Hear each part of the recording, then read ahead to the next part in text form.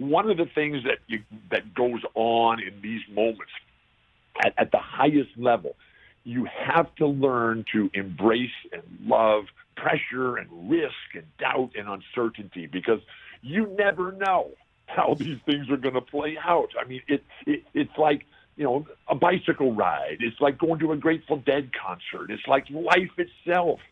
You never know what's going to happen, and you better be ready for every eventuality. And these guys, it's going to be tough as can be for North Carolina to come back from that, because generally what happens in these games is that the team that plays the best on Saturday night, which was Kansas. Kansas is on fire, and Obachi is just lighting it up out there. David McCormick has never played better in his life.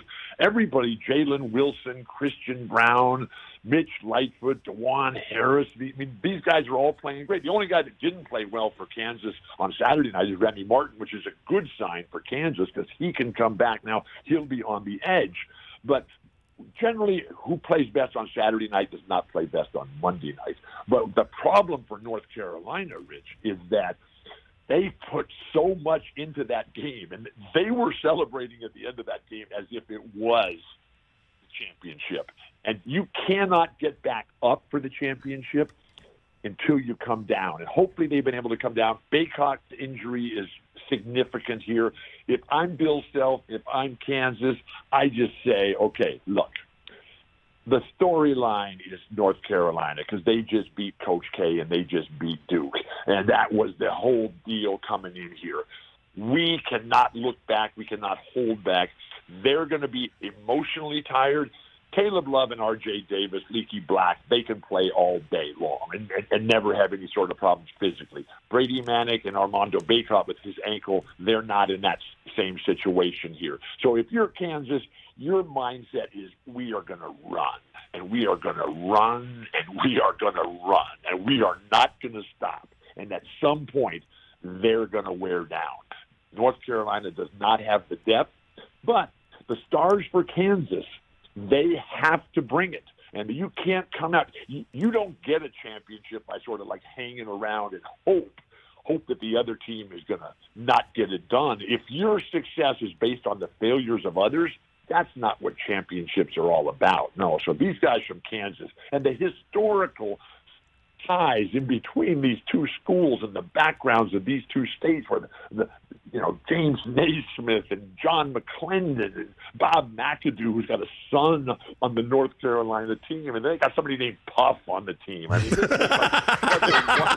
is like such a wonderful story for everything. I love underdogs. I do not have a personal favorite. I love Kansas basketball. I love what Bill Self does. I love the transition that he made from the plodding teams to the up and down. Yeah, let's get going. Let's have tons of guys like Scottie Pippen and Michael Jordan and all these guys who can really run and really fly. We'll be in perfect condition. We're just going to push the pace all the time. And then the North Carolina tradition with all the remarkable players, Billy Cunningham, Bob McAdoo, Michael Jordan, Sam Perkins, James Worthy, all these legends and the champions and the coaches and the fact that Roy Williams, from Asheville, played at North Carolina, coached at Kansas, coached at North Carolina. This game tonight, Bill Self and Hubert Davis, this is the first time ever in the history of the championship game that the coaches are both successors of the same person.